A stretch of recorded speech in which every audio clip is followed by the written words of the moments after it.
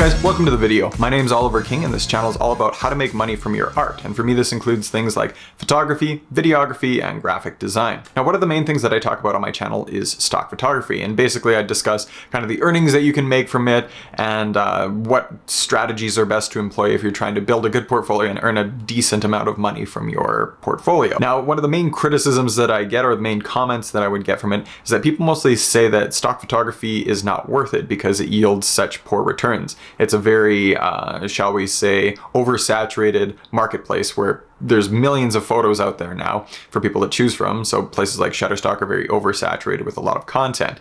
And so a lot of people are under the impression that things like that are not worth it or not really worth investing a large amount of time into. And to a certain point, they're right. I just scored my first 2 weddings to shoot in September, which I'm very excited to do. And both of those are earning many times more than what I made in an entire year of stock photography. So to give you an idea, I earned about $150 from stock photography in my first year. I made a video about that, so if you want to check that out, by all means go ahead. But then I also just got 2 weddings to shoot in September. One of them's for video and one of them's for photography. And the one for photography, since I'm a beginner, I'm just charging $500 for it. And the other one is between $500 and $800. I'm not sure exactly what I'm getting because I'm subcontracting under a photographer, so they'll tell me what I get and I'll take it. But for those 2 weddings, I basically made 10 times what I would with stock photography. So that leads me to the question, is doing something like stock photography gonna be worth it in the long run? And to me, the answer is always going to be yes, because I think with any sort of small business, any sort of venture, you want to always have multiple sources of income coming into your business. And for stock photography, it's a really good avenue to kind of build a portfolio around, mainly because in between these big projects like weddings, events, and birthday parties, or whatever you're taking photos of, you're going to be able to work at your portfolio, and what that's going to do is constantly make you refine your skill set. So it's not just necessarily about the dollar amount that you're getting from something, but even still, you're still getting, a trickle effect where you're building a portfolio up and it's kind of pouring small amounts of money into your bank account each month. So it's really worth it for that, but it's also just worth it to keep your skill set up and to keep developing as a photographer. I'm always interested in building up my portfolio, and in the last year I put about 500 photos up. And if I didn't have something like stock photography, I probably wouldn't have posted as much as I have. And so I think it's really worth it to consider just building up a portfolio, of stock portfolio, if you're a professional photographer, not because it's going to be your main source of income, but because it's going to be one of your sources of income for what you're doing. So for photographers, for videographers, you're going to have multiple sources of income coming into your business, and it's good to have a whole bunch of different streams. So you have those big block chunks like weddings, events, where you're going to be selling basically a one-off to a particular person, a particular client, where you're going to get a big lump sum of money put into your bank account. For things like stock photography, you're creating things that are more based around a passive income sort of idea or model, where you're going to be slowly building a portfolio that gets larger and larger over time. So in the beginning, it's going to have kind of a small amount, or it's going to have a small return for the amount of time you're putting into it. But over the course of your life, and I do consider this kind of a life long-term plan, you're going to get returns on that increase and accumulate over time. Not only are your photos going to get better, you're also going to have a bigger portfolio. So overall, the work that you're putting into the stock footage and the stock images, it's really going to build until you actually have a decent sort of income coming from that. My personal goals are to make that between $50 and $200 a month.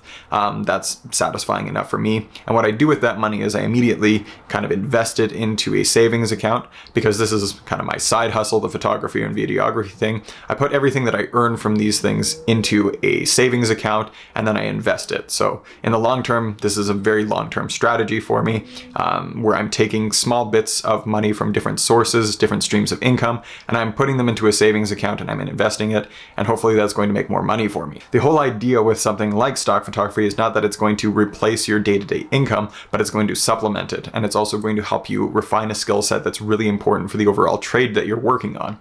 So I would never say that it's not worth it, but what I will say is that you're probably not going to replace your let's say, day-to-day earnings with what you're making. At least you're not going to do that immediately. There are some phenomenal photographers who are so much more skilled than me that are going to be able to earn a full-time income from stock photography and stock footage, and I know a few of them. And so, if you're really deeply invested in it and that's what you're putting your time into, you can certainly do that. I'm definitely not discouraging anybody from trying that, but for me personally, what it is going to be something that's supplementing my photography, videography sort of business. Same with YouTube. It's something that I like to do. It's something I really have a lot of fun doing. It refines my skills. It makes me take out my camera regularly, put a video together, and then at the same time, it yields small returns to me. So these small returns from different sources, these different streams of income, are really good to have when you have a business, because if one of them falls through, or if you just don't have time for one, then the other one is going to theoretically supplement what you're missing out on. For instance, I only get a few weddings every now and then, or a few events every now and then, just because I'm in the beginning stages of creating this business. And so as I put things together and as I get more clients and a better base and I get my name out there, it's good to do something like stock photography, because it's constantly feeding back into my bank account. I'm constantly making little pieces of change, and that keeps me motivated because I know that I'm actually doing something that is financially viable. So overall, what I really advise people to do if you want to make good money from photography, if you want to make good money from using your camera to make money, is to think about what sources of income you can actually incorporate additionally with your stock photography. So stock photography is one of them. You've seen I've made videos about vectors and creating vectors, and there's stock footage on top of that, so that's video clips. So that's three good things that are kind of in the same genre that you can put together. Then on top of that, I'm pursuing things like getting clients for weddings, event photography, that's another one. So that's two kind of categories of income that I'm looking at for this business. And then another one on top of that is things like YouTube. So I'm trying to use YouTube as a means to potentially create income, and so that's another thing that I'm putting into it. So that's already three sources of income. So as I think about more different streams of income, I'm kind of pulling them into the business, and I'm trying to kind of make it more financially viable. And I think the best way to make a business financially viable is to have different sources that come from different places of money that you're making, and in the long run, this is going to definitely mean that your bottom line is a lot bigger.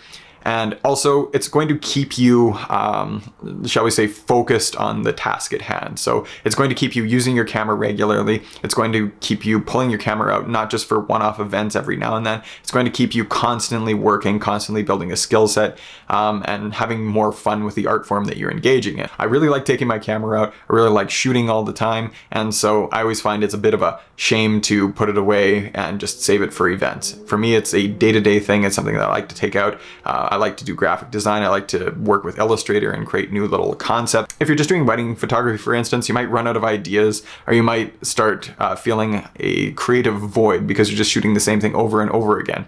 It's good to do a whole bunch of different things so that your brain's constantly engaged, you're challenged, you're artistically developing. And I believe in cross-training. So what you learn in wedding photography is going to benefit you when you're making vectors. What you're doing in vectors is going to help you when you're creating photos for Shutterstock. So I believe that it'll help you balance out. So these are just some of the thoughts I have on stock photography, and as I develop and as I grow a portfolio even bigger and bigger, I'm sure it'll continue to pay me back dividends over the years, and it's still something I'm definitely interested in.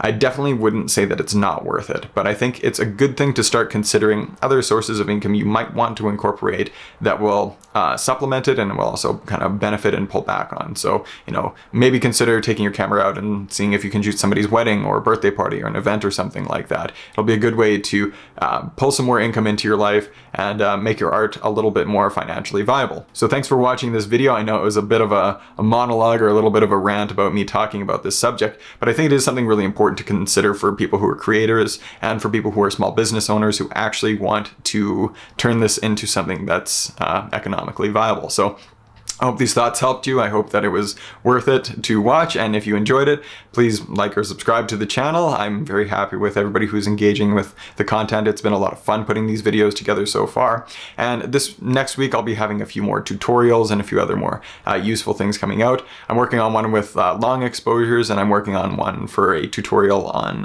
Adobe Illustrator, just getting the basics down on it. So yeah, there's a couple tutorials to look forward to, and then I'll make another one about probably stock photography earnings in a little while as well, since everybody likes to hear about money and success in that way. So thanks for watching. I hope it was useful to you. I'll catch you in the next video.